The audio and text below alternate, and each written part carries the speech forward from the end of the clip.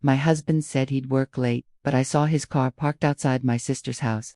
For a long moment, I just sat in my own car, a block away, watching. There were no other cars on the quiet suburban street. Just his silver sedan, gleaming under a street light, like a monument to my own stupidity. The excuse had been a big deadline, a late-night project. I'd even packed him a thermos of coffee. Now, the sight of that car sent a chill through me, so profound it felt like my heart had been replaced with a block of ice. My hands, which had been loosely holding the steering wheel, tightened until my knuckles were white. The tears I expected to come never did. They just evaporated, leaving behind a hot, searing clarity. A memory flashed in my mind, so sharp it felt like a slap. 10 years ago, my sister Sarah was about to lose her down payment on this very house. The bank was backing out. I drained my personal savings, every penny I had set aside from my mother's inheritance, and co-signed the mortgage to push it through. "You're saving my life," she'd wept in my arms. A few years later, when my husband, Mark, wanted to start his own consulting firm, I cashed in my retirement bonds to give him the seed money. I worked a second job for 2 years to keep us afloat while he built his client list. Everything they had, in some way, came from me. My sacrifice was the foundation they had built their lives on. And now, they were building a new life together inside that house, based on my generosity. Tucked away in my safe was the document they had both forgotten, the original deed to Sarah's house. A technical detail, a security measure I had forgotten. Until now, that paper wasn't just a legal document. It was a key. It was my weapon. The ice in my chest wasn't grief. It was determination. The shock dissipated, replaced by a clear, focused plan. They thought they were clever, hiding in plain sight, but they had started a war in the one place where I should have been safe, and I was going to end it. The first thing I did was hire a private investigator. I didn't go for the cheap ones you see on late-night TV ads. I found a firm that specialized in corporate espionage, the kind that leaves no digital footprint. I paid in cash from a separate, secret account my husband knew nothing about. His name was Leo, and he was a ghost. Within 48 hours, he was my ghost. The initial email came with no subject line, just a zip file. My hand didn't even shake as I clicked it open. There they were, Mark and Sarah, in the produce aisle of a grocery store I never shopped in. He was holding a bunch of bananas, and she was laughing, her hand resting on his arm. The next photo was of them walking to her car, fingers interlaced, swinging between them like teenagers. It was the casual intimacy that was the real gut punch. This wasn't a frantic, clandestine affair. This was a comfortable, established routine, a life. But the photos were just the preview. The real prize, the one Leo unearthed with a quiet, "You're going to want to see this," was the financial trail. Mark had always handled our finances. "Don't you worry your pretty little head about it," he'd say, a patronizing pat on my knee. I'd let him, thinking I was being a supportive wife. I was just being a fool. Leo had traced a series of transfers, cleverly disguised as business expenses for his consulting firm, software licensing fees, client development retreats. All lies. The money was flowing from our joint savings into a new account at a different bank, one held jointly by Mark and Sarah. My money. The money I'd earned from my second job, the money from my mother's estate, the foundation of our shared life. He was using it to pay her mortgage, her luxury car payment, her credit card bills, all while sitting across from me at the kitchen table. His face a mask of concern as he told me we needed to tighten our budget, that my dream of starting my own firm would have to wait just a little longer. The betrayal wasn't just emotional, it was a calculated, financial disembowelment. He wasn't just stealing my present. He was methodically looting my future to fund his new one with my sister. I printed out the bank statements and laid them on my desk, the columns of numbers, a stark testimony to their duplicity. As I ran my fingers over the cold, hard proof, the ice in my chest didn't melt, it crystallized into a diamond-sharp focus. This wasn't just about heartbreak anymore. This was a balance sheet. They had taken my kindness, my sacrifice, and my love, and they had converted it into their own currency of lies. Now, it was time for a reckoning. I wasn't just a betrayed wife. I was a creditor. And I was about to call in the debt, with extreme prejudice. Leo's final report included a note. The secret accounts funds are being earmarked for a down payment on a vacation property. They're making long-term plans. A smile, thin and cold, finally touched my lips. Oh, I thought, let them plan. I set my trap. I waited for the perfect moment. A Tuesday evening, when Mark came home, looking smug and satisfied. The lingering scent of Sarah's perfume, a ghost on his collar. I let the silence stretch, let the worry lines etch themselves onto my face without any need for acting. When I finally spoke, my voice was a fragile, trembling thing. Mark, we need to talk. I've done something terrible. He looked up from his phone, annoyance flashing in his eyes before he schooled his features into a mask of husbandly concern. What is it now? I wrung my hands, a gesture I'd practiced in the mirror. The investments, the ones you always said were so safe. I moved more money into them. A lot more. I thought I could double our savings from my firm. I let a choked sob escape. The broker called today. It's all gone. We're on the verge of bankruptcy. The lie hung in the air, thick and suffocating. I watched his face, searching for a flicker of suspicion, a hint of the cunning I now knew he possessed. But there was nothing, just a slow dawning horror that was entirely How much is gone? Almost everything left in the main savings, I whispered, naming a figure that was dangerously close to the amount he'd already stolen. The only asset we have left that's liquid, that's worth anything, is Sarah's house. His eyes sharpened at that. The predator emerging. Sarah's house. We can't touch that. We have to. I cried, letting the hysterical wife take over. I clutched at his arm, my grip desperate. I have a friend. From my old job. He's a cash buyer, looking for a quick, off-market deal. He'll pay fast, below market value, but it's cash. It's our only hope to save this house, to stop the creditors. I buried my face in my hands, my shoulders shaking with feigned sobs. Oh God, Mark, what have I done? I peered through my fingers. He wasn't looking at me with pity. He was looking through me, his mind racing, calculating. I could almost see the gears turning. My crisis was his opportunity, their opportunity. He placed a hand on my back, a pat so mechanical it felt like an insult. It's okay. We'll figure this out. You should have come to me, but we'll fix it. His voice was smooth, rehearsed, the same voice he'd probably used to reassure Sarah about their future. This friend, how quickly can he move? He said he could have the money in a week. I sniffled, wiping non-existent tears from my eyes. He just needs a signed agreement. He's very discreet. A slow, ugly smile spread across Mark's face. It was there and gone in a flash, replaced by a look of grim determination. But I saw it. The sheer, unadulterated greed. He saw a fire sale. He saw his chance to finally own my sister's house outright, using the money he'd stolen from me to buy the property I already legally owned. The poetic injustice of it must have been irresistible. Don't worry about a thing, he said, his voice oozing a false confidence that made my skin crawl. I'll handle this. I'll talk to Sarah. She'll understand. It's for the best. He didn't even blink. He didn't question the timing, the convenience of my wealthy friend, the sheer improbability of it all. His arrogance was a blinding force, a shield that blocked out all logic. He was so convinced of my stupidity, so secure in his own superior intellect, that he walked right into the snare. I let him hold me, his arms a cage of betrayal. I rested my head on his chest, listening to the steady, traitorous beat of his heart. He thought he was comforting his foolish, hysterical wife. He thought he was seizing control, solving a problem, but I was the one in control.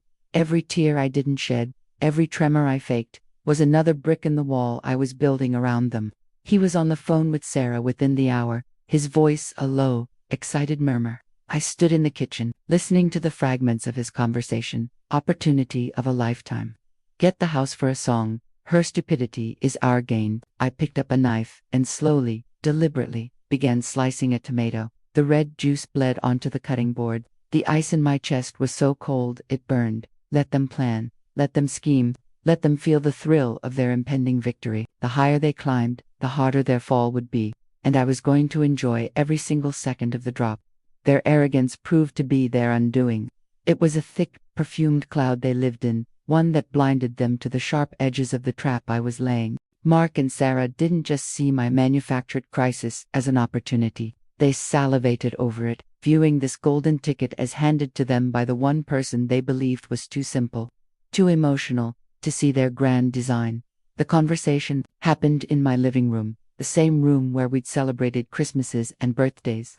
Sarah sat on the edge of the sofa, her posture a perfect mimicry of concerned sisterhood. But her eyes were lit with a cold, calculating fire. Mark stood behind her, his hand on her shoulder, a united front. It was a tableau of their new partnership, and the audacity of it made the ice in my chest burn hotter. "We've been talking," Mark began, his voice dripping with a patronizing warmth that made my teeth ache. "And we think we have a solution. A way to help you." I widened my eyes, letting my lower lip tremble just slightly. "Help me help. We're going to lose everything." Sarah leaned forward, her voice a conspiratorial whisper. "We'll buy the house from you, from your friend. We have the funds." I let a choked sob escape. "What funds, Mark? You said we were broke." He had the decency to look uncomfortable for a fraction of a second before his mask of superiority slid back into place. "I've been prudent. I set aside a little emergency fund, just in case." For us, the lie was so smooth, so effortless. He was using the money he'd siphoned from our joint life to buy the house my money had saved, all while pretending to be my financial savior. "It's the perfect solution," Sarah chimed in, her smile brittle. "You get the cash you need to save your home, and we get to keep the house and the family. It's what Mom would have wanted." She played the mother card. I felt a fresh wave of disgust so potent I had to clench my fists hidden in the folds of my dress. They presented me with a lowball offer, a figure so insulting it was almost comical. They truly believed I was so panicked, so financially illiterate, that I would jump at any lifeline. They were buying a property worth nearly $1 million for the price of a luxury car, using my own stolen money to do it. "Are you sure?" I whispered, feigning overwhelmed gratitude. "This is too generous." Mark knelt before me, taking my hands in his. The touch of his skin, the hands that had touched her, felt like a contamination. "Let me handle this, my love. From now on, I'll manage everything. You won't have to worry about a thing."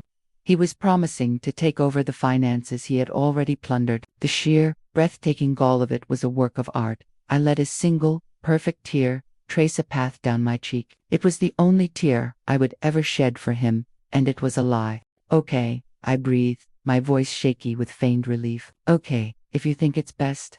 The triumph in their eyes was a physical thing. They exchanged a quick, glittering glance, a silent celebration of their cleverness. They thought they were predators, closing in on a wounded deer. They didn't realize the deer was a mirage, and they were standing in a pit of quicksand. I signed their ridiculous offer sheet with a trembling hand, playing my part to the very last detail. As the pen left the paper, I felt a shift in the room. The power, which they had been so sure was theirs, settled around my shoulders like a familiar cloak. They were congratulating themselves on their masterstroke, on how easily they had manipulated the poor, hysterical wife. They didn't know that the emergency fund they were so proud of was the very noose I would use to hang them. They were writing their own confession with every signature, funding their own destruction with every stolen dollar. Let them have this moment of victory. Let them taste the cheap wine of their supposed triumph. The bitterness of their downfall would make it all the more satisfying. The stage was set. All that was left was for the curtain to fall. The conference room smelled of stale coffee and ambition. I'd chosen the location carefully, a sleek,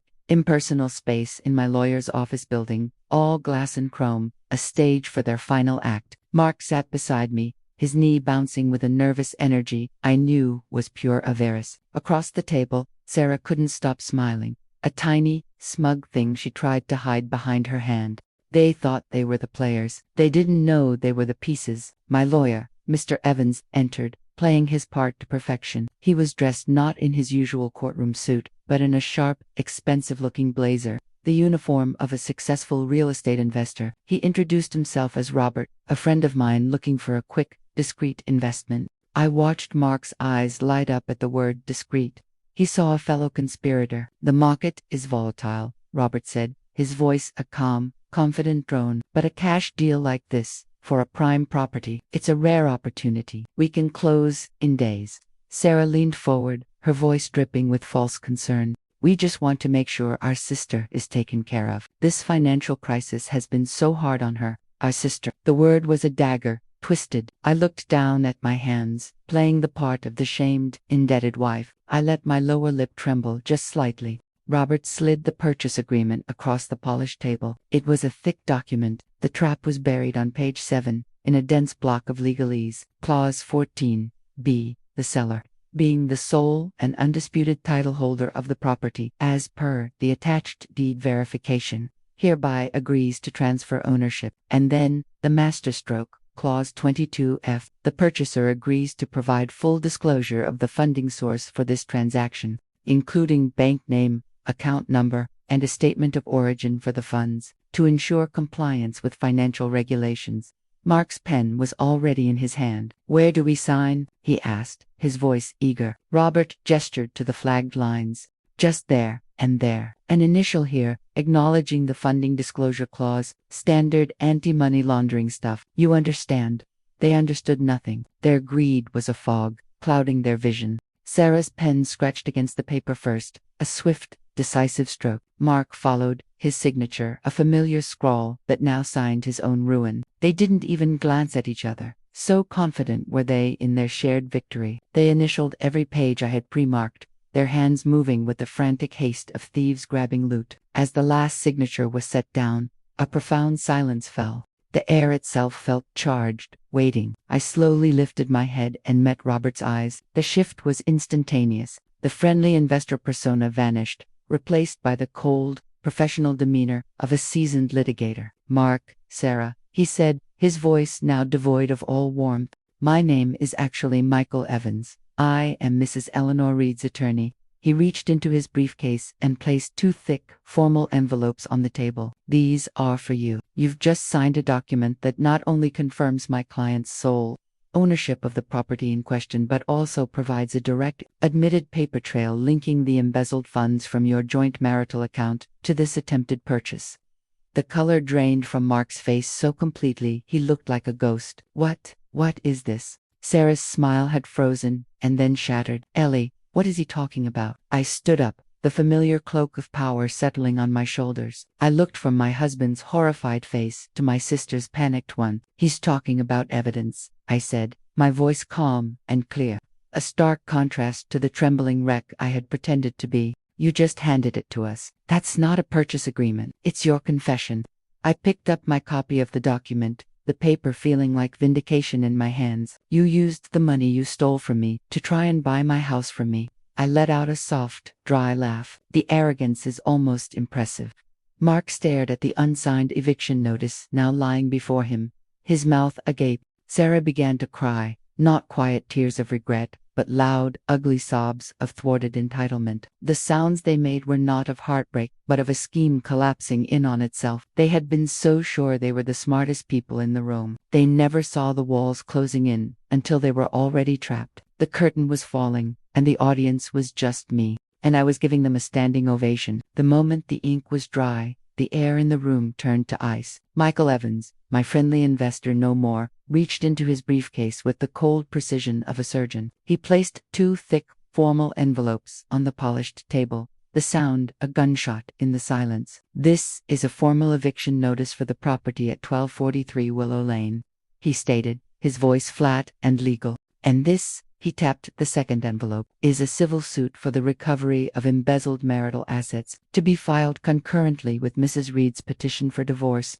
The color drained from Mark's face so completely he looked like a negative of himself, a photograph bleached of all life. I watched the understanding dawn in his eyes, slow and then all at once. The financial crisis, the desperate wife, the generous buyer, was all a stage, and he had played his part perfectly. The purchase agreement wasn't a contract, it was a snare. Their secret bank account, the one they'd funded with my stolen security, was now Exhibit A. But the true masterpiece was the panic in Sarah's eyes. It was exquisite. It wasn't just shock. It was a raw, primal terror. Her gaze darted from the eviction notice to me, her lips trembling, trying to form words that wouldn't come. The ugly, entitled sobs were waiting in her throat. But for a glorious, suspended moment, there was only the silent, beautiful spectacle of her world detonating. "Ellie," she finally choked out, a pathetic, wet sound. "What is this? What are you doing?" I didn't look at Michael. I kept my eyes locked on my sister. This was my moment. "I'm taking back what's mine," I said, my voice unnervingly calm. It was the voice I'd used to soothe her 1,000 times before. Now, it was a weapon. "Every single thing you have, Sarah, you have because of me. This house, it was mine long before you decided to fuck my husband in it. Mark finally found his voice, a strangled, desperate thing. You can't do this. This is insane. We have an agreement. I picked up my copy of the document they'd just signed. The paper felt solid, righteous. Read the fine print. Mark. Page 7, Clause 4b. You just formally acknowledged my sole legal title to this property. And page 9, the funding schedule. You provided the routing and account number for the joint account you share with my sister, the one you've been funneling our money into for months. I let a slow, cold smile touch my lips. You didn't just fall for a trap. You built it yourselves. You used the money you stole from me to try and buy my house from me. The arrogance is almost impressive. I stood up, pushing my chair back. The movement was fluid, powerful. The trembling, frightened woman I'd portrayed for weeks was gone, shed like a skin. In her place was the architect of their ruin. You'll be vacating the premises within 30 days, I continued, looking down at them. They seemed so small now. Any personal belongings left behind will be considered abandoned. The locks will be changed tomorrow morning. Sarah was now crying in earnest. Those loud, messy sobs I knew so well. They were the same sobs she'd used when she needed my help, when she needed my money. But they had no power over me anymore. They were just noise. Mark stared at the unsigned eviction notice, his hands gripping the edge of the table as if the room were spinning, and it was. I had pulled the floor out from under them. You bitch, he whispered, the words devoid of any real force, just a hollow exhalation of defeat. No, I corrected him gently, gathering my purse. I'm the woman you betrayed. There's a world of difference.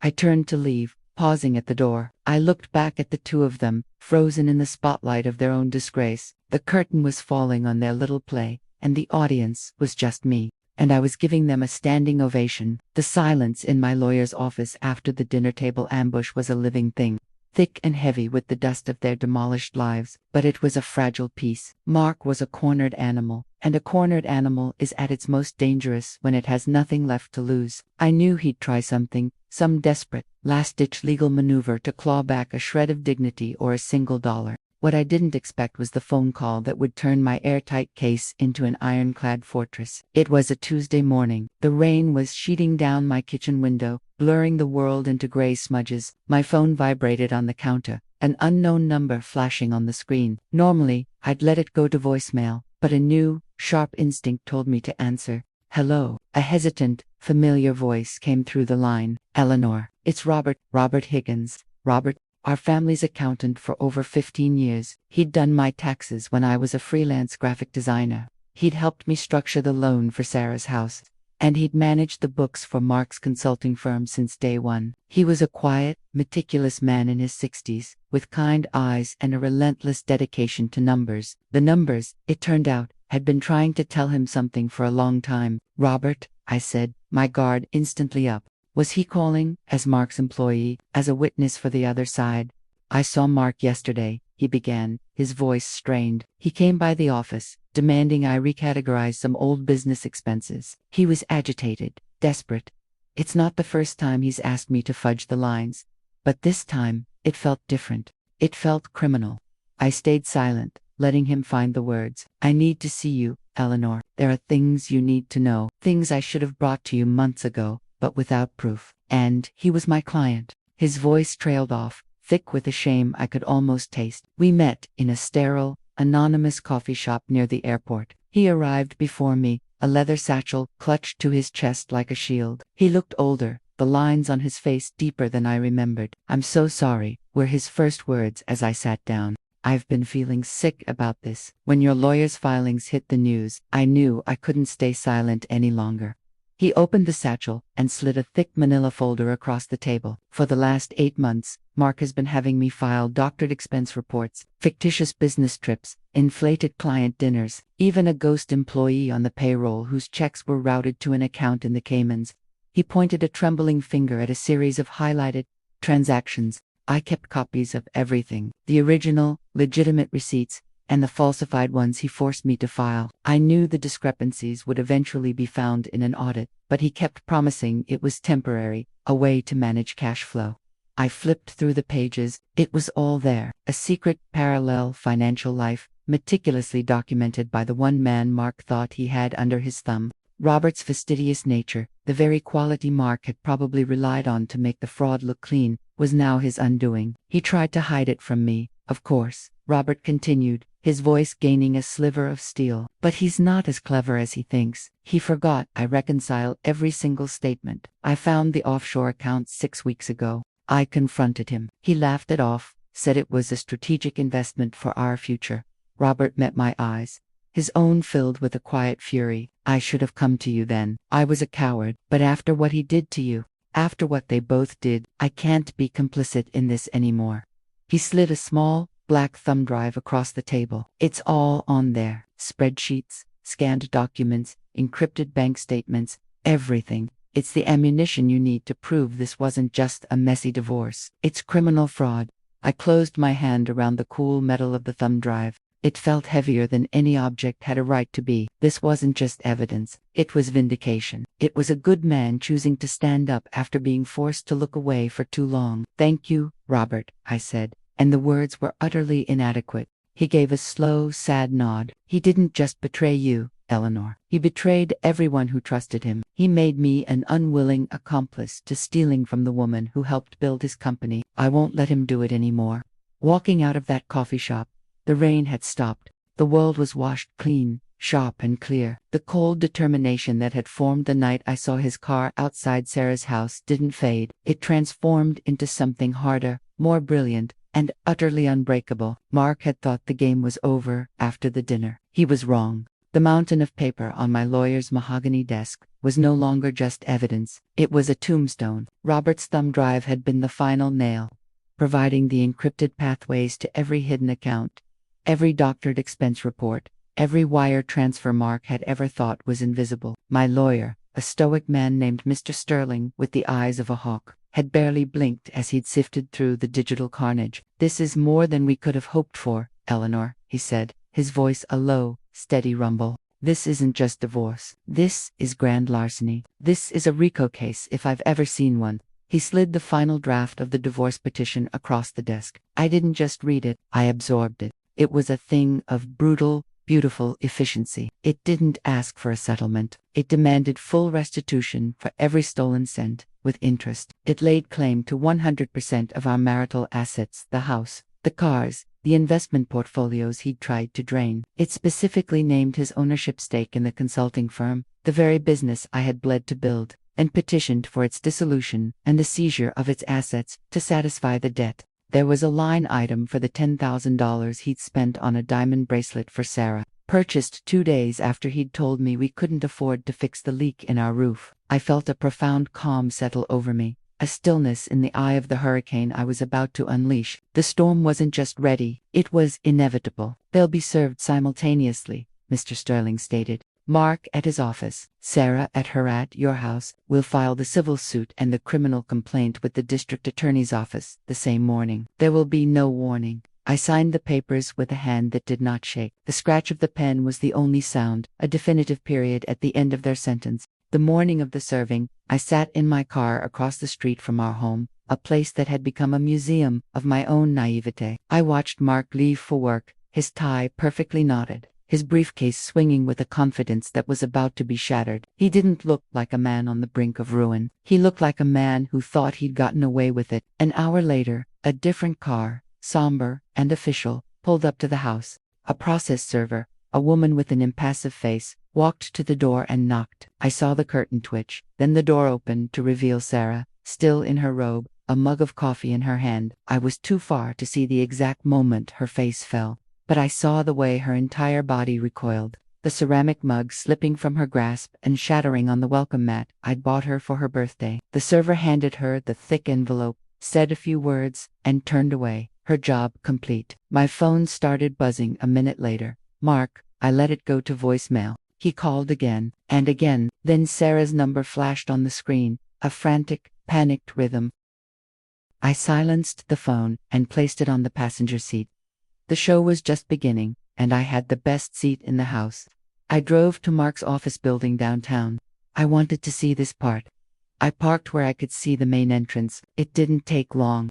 Another server, a man this time, walked inside. 15 minutes later, Mark stormed out, his face a thundercloud of purple rage, clutching the papers. He was yelling into his phone, probably at me, his free hand gesticulating wildly. He looked small, pathetic. The powerful businessman facade had crumbled, leaving a cornered, desperate animal. He scanned the parking lot, his eyes wild, and for a terrifying second, I thought they locked onto mine. But he was blind with fury, seeing nothing but the ruin of his own making. He slammed his fist onto the roof of his car, the dull thud echoing in the quiet garage. The performance was over. The consequences had arrived. I started the engine and pulled away, leaving the chaos behind me.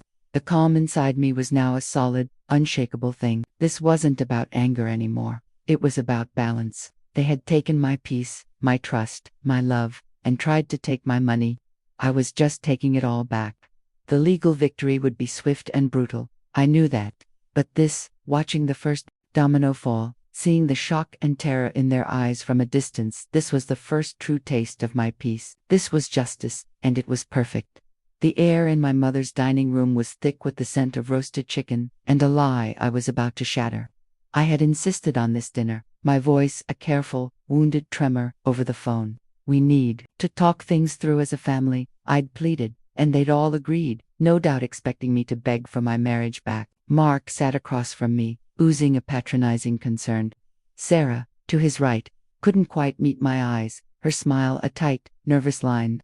I waited for the perfect moment, as the plates were being cleared and a false sense of normalcy settled over the table. My father was refilling his wine glass. My aunt was complimenting the potatoes. There's actually something I need to share with everyone, I said, my voice clear and steady, cutting through the chatter. All eyes turned to me.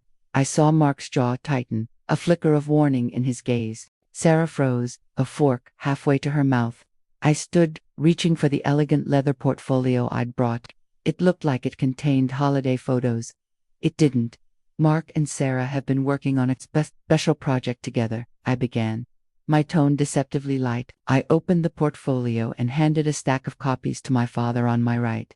I thought you should all see the results. The first page was the bank statement, the lines highlighting the transfers from our joint account to the secret one he shared with Sarah, stark and undeniable. My father's genial expression faltered as he read. He passed it to my mother. "What is this?" Mark hissed, his face beginning to pale. "The financials," I said calmly, distributing more packets around the table. "But a project like this needs documentation, visual aids."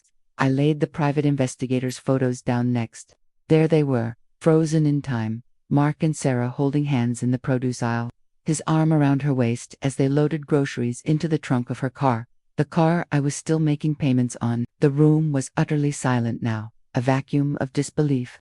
And of course, I continued, pulling out my phone. Every good partnership has a contract. I placed the phone on the table and tapped the screen.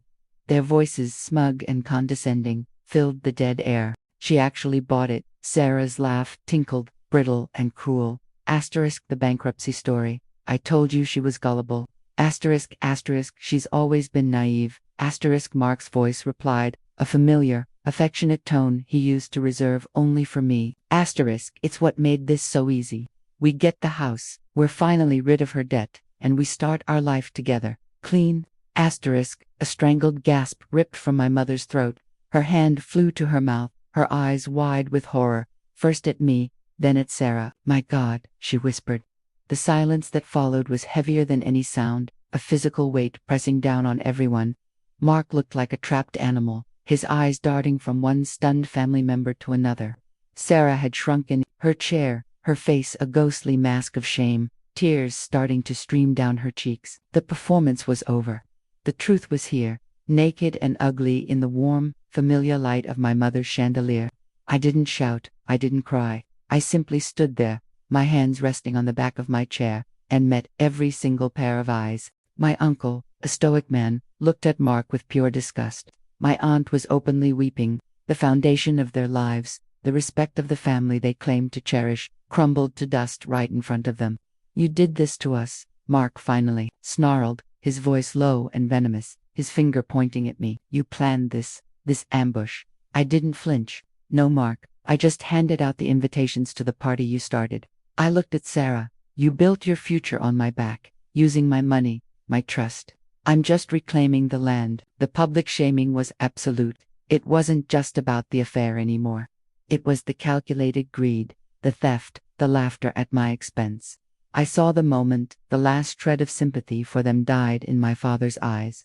I had not just exposed their affair, I had executed their characters, and in the devastating quiet of that dining room, surrounded by the people whose opinion they valued most, I knew their punishment was already beginning. This was more than revenge, it was an exorcism. The fallout was immediate, and it was a sight to behold. My phone started ringing before I'd even cleared the dinner dishes. It was my father, his voice a low, shaking rumble of fury. "They are no longer my daughter and son-in-law," he said, the words final and absolute. "They are dead to this family." That call was the first domino, and I listened to the beautiful, crashing chain reaction from the epicenter of my silent, suddenly peaceful home. Our family, deeply traditional and proud, didn't just disown them, they erased them. Group chats were purged, family photos that featured Sarah or Mark were taken down and, I was told, burned. The holiday rosters were permanently amended, their names became curses, spoken in hushed, disgusted tones. The respectability they had always craved, the perfect image they presented to the world, was shattered beyond repair. They were now the family's shame, and my relatives wielded that shame like a weapon. The professional annihilation was just as swift. News of the fraud case, meticulously leaked by my lawyer to a well-connected business reporter, hit the industry blogs by Tuesday morning. By Tuesday afternoon, Mark's partners had called an emergency board meeting. He wasn't just asked to resign, he was escorted from the building by security, his personal belongings dumped into a cardboard box. The email announcing his termination, due to gross misconduct and financial malfeasance, was sent to the entire company. His professional reputation, the thing he prized above all else, was reduced to ashes. There would be no golden parachute, no quiet relocation to a rival firm. He was radioactive. Sarah's destruction was more intimate, and in some ways, more satisfying. Her social life evaporated overnight. I heard from a friend that when she went to her usual yoga class, the women she'd known for years formed a tight circle, their backs to her, a wall of silent judgment. The neighborhood book club disinvited her. The PTA, where she'd once been a vocal chair, asked for her resignation via a terse, formal email. She became a pariah in our community, a living cautionary tale. The house I had given her became her gilded cage, the walls closing in with every whispered conversation she overheard at the grocery store. There was nowhere for them to hide from the truth. It was in the pitying looks I received at the bank, looks I held my head high against. It was in the court documents that were now public record. It was in the hollow silence of their own phones, which no longer rang with invitations or friendly check-ins. They were utterly, completely alone.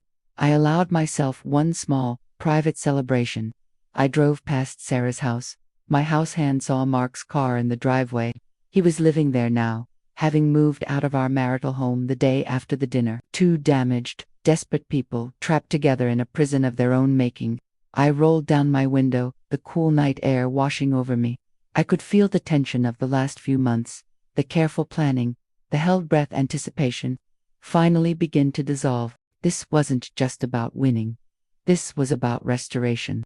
They had tried to take my past, my present, and my future. They had tried to rewrite my story as a fool's tale. But I had taken the narrative back. I was no longer the betrayed wife, the gullible sister. I was the architect of their ruin. The tension that had formed in my chest that first night outside this very house had finally dissolved, not into tears, but into a cool, steady river of certainty. I had not just survived their betrayal, I had used it as fuel to burn their entire world to the ground. And from those ashes, I was finally, completely free. The gavel came down with a final, satisfying crack. It was over. The legal victory was swift and brutal. A clinical dismantling of their lives that mirrored the emotional one I had already executed. I was granted a divorce on grounds of fraud and adultery, the words sounding less like an accusation and more like a statement of fact. The judge, a stern woman with eyes that had seen every flavor of human deceit, awarded me 100% of the marital assets. Our home, Mark's entire pension, every stock, every bond, every last cent. I sat perfectly still, my hands folded in my lap, as the sentence was passed. Mark was to be stripped clean. Sarah was to be evicted from her house, my house, which I had already instructed a realtor to list the moment I left the courthouse. Their beautiful conspiracy, built in whispered secrets and stolen moments, had left them with nothing but a mountain of shared debt and a court order to repay every dollar Mark had embezzled. The irony was so perfect it was almost poetic. They had tried to build a future with stolen bricks, and I had simply pulled out the one they never knew I held, watching their entire structure collapse. The aftermath was a study in contrasts. Mark looked like a ghost, his skin pale and waxy. He kept opening and closing his mouth, a fish gasping on dry land, but no sound came out. The confident businessman who had promised to take over our finances was gone, replaced by a hollowed-out shell. Sarah, on the other hand, was all silent, trembling fury. She didn't look at me once. Her gaze was fixed on the wood grain of the table in front of her, her jaw so tight I thought it might snap. She was realizing that the gilded cage she had lived in was, and always had been, mine. Outside the courtroom, under the harsh fluorescent lights of the hallway, they finally broke. Mark approached me, his hands held out in a pathetic plea. "Please," he whispered, his voice ragged. "You've made your point. You've ruined me. Isn't that enough?" Before I could even form a response, Sarah snapped. She grabbed his arm, her fingers digging into his suit jacket. "Don't you beg her," she hissed, her voice a venomous shatter in the quiet corridor. "This is your fault, you and your stupid, careless, everything. You said she would never find out. You said she was too trusting. And you were happy enough to spend the money, weren't you?" He shot back, wrenching his arm away. "You couldn't wait to get your hands on more. You pushed for this." They were like animals, turning on each other in the trap. The love that had been worth destroying our family for had curdled into pure, undiluted blame. I watched, a silent spectator to the death of their affair. There were no declarations of undying love now, only the frantic, desperate need to assign fault for their ruin. I had given them exactly what they deserved, each other. I didn't say a word to them. I simply turned, the click of my heels on the polished floor, the only sound I offered. My lawyer fell into step beside me, a faint smile on his face. "It's done," he said. "It's just beginning for them," I replied, my voice calm. And I was right. The legal victory was just the paperwork. The real punishment was the life that awaited them. Mark, the disgraced partner with no money and a fraud case hanging over his head. Sarah, the social pariah with no home, and a sister who had expertly engineered her downfall. They were tied together now, not by passion, but by mutual destruction. I walked out of the courthouse and into the blinding sunlight. The weight that had been sitting on my chest for months was gone. In its place was a vast, quiet expanse of possibility. They had tried to take everything from me, but they had failed. All they had managed to do was hand me back my own life, purified by fire and sharper than ever. I got into my car, alone, and took a deep, clean breath. The law had spoken, and it had spoken my name. They lost everything. The words tasted like fine wine, rich and satisfying. Mark, the once proud entrepreneur, was officially jobless and utterly broke. His partners had forced him out so fast his expensive office chair probably hadn't even stopped spinning. He had to move into a tiny, damp basement apartment that smelled of mildew and desperation. I heard the landlord was a real piece of work, the kind who checks for dust on the top of the doorframes. Perfect. Sarah, my dear, traitorous sister, fared no better. The friend's couch she ended up on belonged to a woman from her book club, a connection so flimsy, I knew it wouldn't last. There's a special kind of humiliation in being someone's temporary problem, a piece of human clutter they have to step around in their own living room. I hoped the springs were uncomfortable. The grapevine, which I nurtured with careful silence and well-placed sighs, was more reliable than any news service. It told me everything I needed to know. The stress and recriminations didn't just strain their relationship, they detonated it. The grand love affair, the passion worth destroying a family for, curdled into pure, undiluted blame.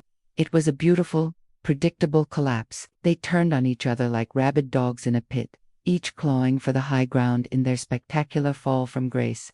I heard Mark told his drinking buddy that Sarah had seduced him, that she was a black widow who had lured him from his stable life. He said her greed was the real poison, that she was never satisfied with what she had, always wanting more, more, more. He conveniently forgot it was his idea to siphon the money from our account.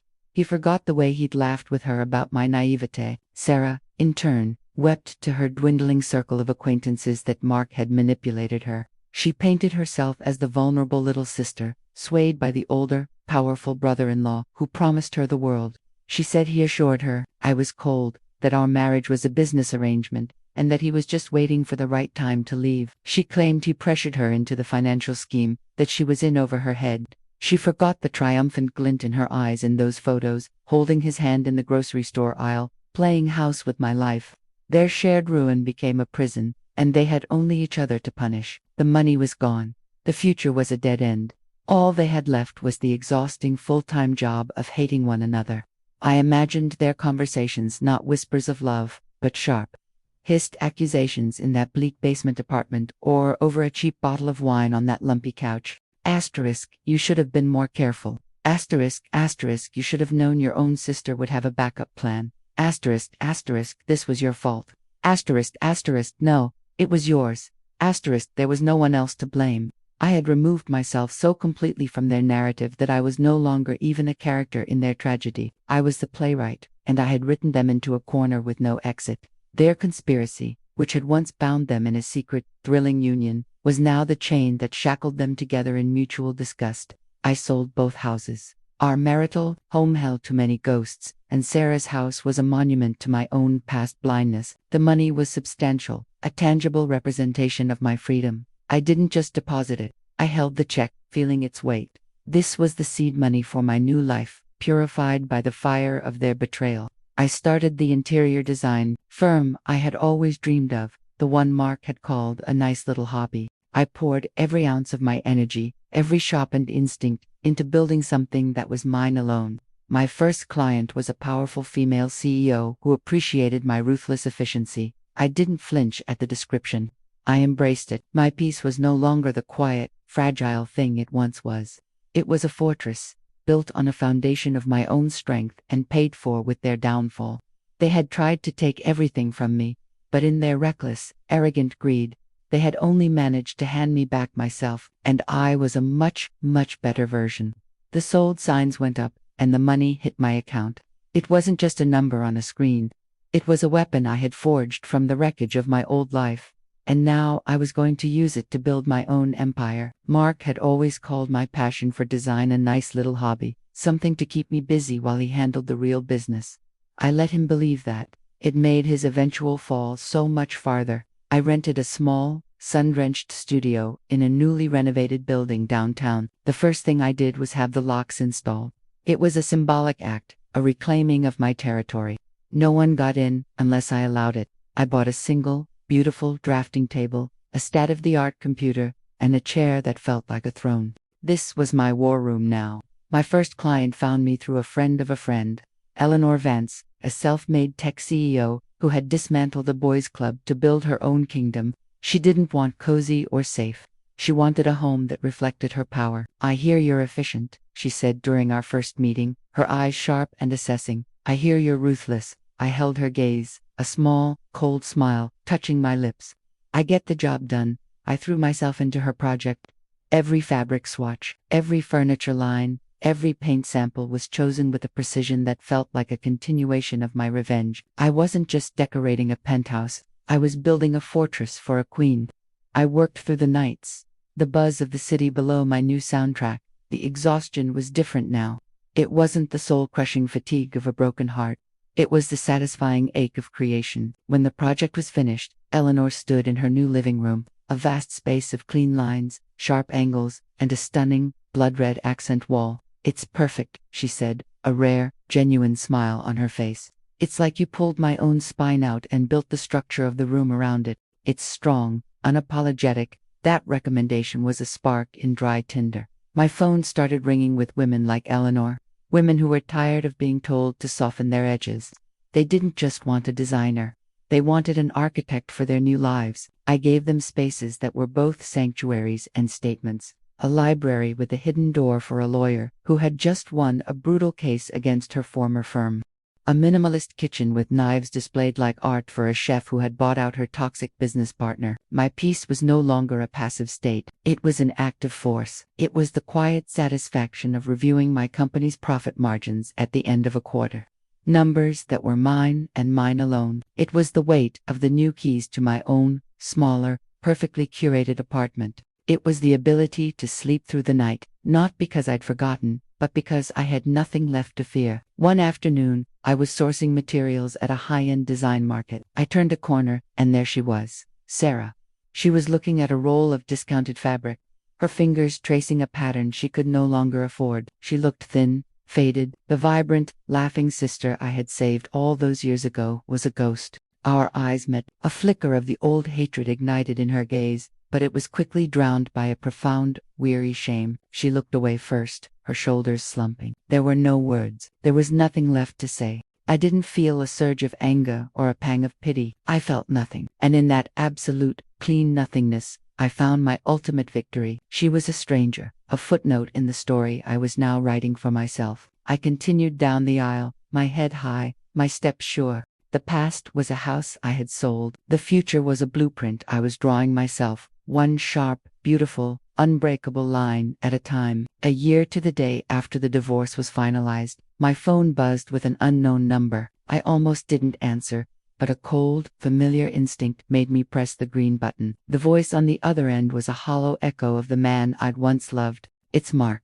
Can we talk?" I agreed to meet him at a diner we used to go to, a place with sticky vinyl booths and the scent of stale coffee. It was a calculated choice. This was not a place for reconciliation. It was a place for endings. He was already there, slumped in a booth by the window. The sight of him was a shock. The confident, charming man who had built a business on my belief was gone. In his place was a stranger with thinning hair, wearing a cheap, ill-fitting jacket. He looked tired, broken. The kind of broken that sleep doesn't fix. He tried a weak smile as I slid into the seat opposite him. "You look amazing," he said, his voice raspy. I didn't reply. I just looked at him, waiting. The silence stretched, becoming a chasm he felt compelled to fill. He started talking. It was a flood of rehearsed apologies and self-pitying excuses. He blamed the stress of his business, a midlife crisis, Sarah's he cried, real tears that tracked through the stubble on his cheeks. He said he'd been a fool, that he'd lost everything that ever mattered,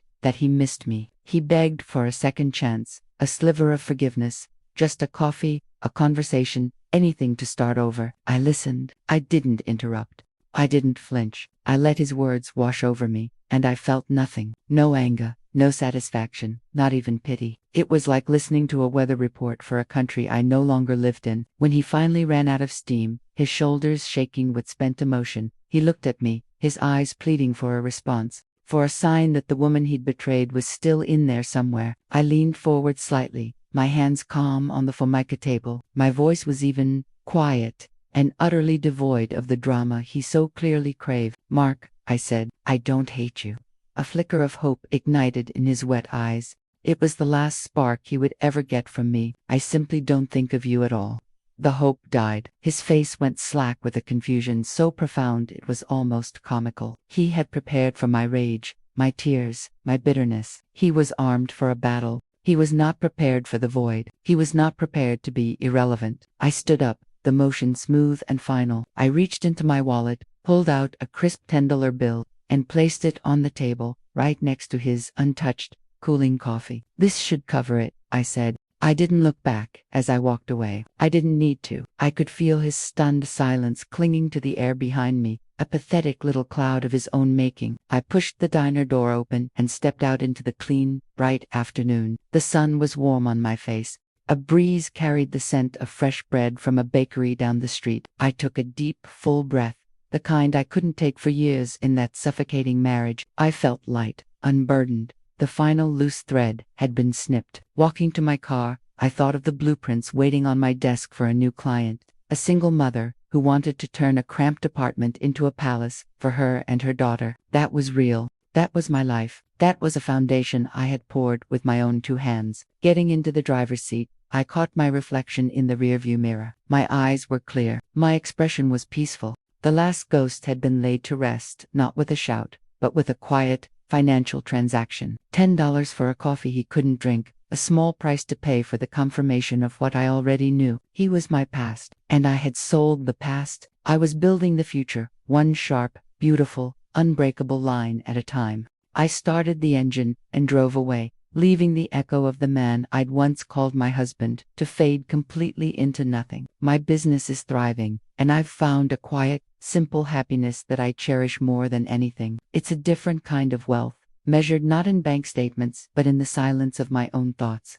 The peace of a Saturday morning with no one to answer to, the satisfaction of a client's tearful gratitude. I rebuilt my life from the ashes of their betrayal, stronger and more whole than before. They tried to take everything from me, but in the end, they only gave me back myself. The design firm, Foundation Interiors, was more than a business. It was my manifesto. I specialized in taking broken, neglected spaces and revealing their hidden strengths, their true bones. I'd walk into a room clients saw as a lost cause, and I'd see potential. I knew how to work with a cracked foundation.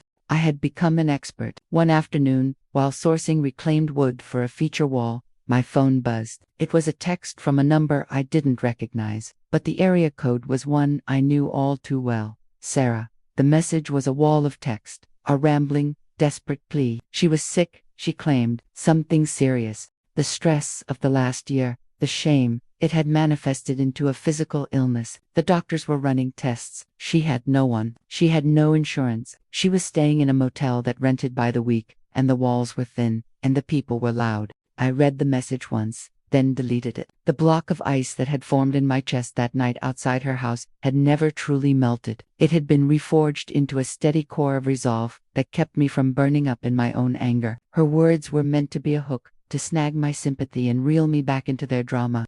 But I felt nothing but a distant, clinical pity. A week later, a letter arrived at my office, marked personal and confidential. Mark's handwriting. It was a longer, more polished version of his diner apology, filled with self-pity and justifications. He was in a dark place.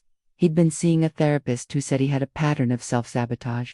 He missed the person he used to be, the person I used to be. He ended by saying he hoped I could find it in my heart to forgive him, not for his sake, but for my own peace. I held the letter over the recycling bin in my office and let it go. It fluttered down, a white flag from a war I'd already won. Forgiveness, that was a luxury for people who had the time and energy to waste on emotional archaeology. My peace didn't come from forgiving them. It came from building a life where they were irrelevant. My peace was my ultimate victory, and it was not negotiable. I heard through the fragmented grapevine that still connected me to my old life that they had, predictably, torn each other apart. The shared debt and mutual blame were a corrosive acid. The grand love affair, built on secrets and my money, couldn't survive the harsh light of poverty and public ridicule. The last whisper I heard was that Sarah had moved across the country to live with a cousin she barely knew, and Mark was bouncing between short-term gigs, a ghost in his own life. Their punishment wasn't something I had to administer.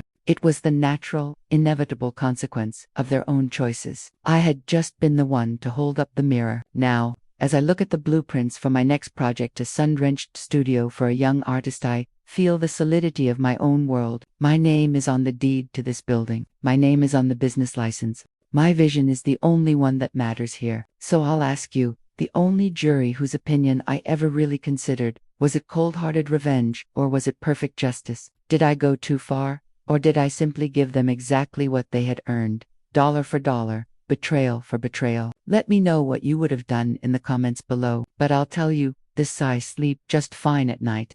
I wake up in a home I built for myself, and I look in the mirror at a woman I recognize. She's a little harder, a lot wiser, and completely, unshakably free. And that, more than any lawsuit or public shaming, was the real prize. They gave me back myself, and I was the only thing I ever really needed.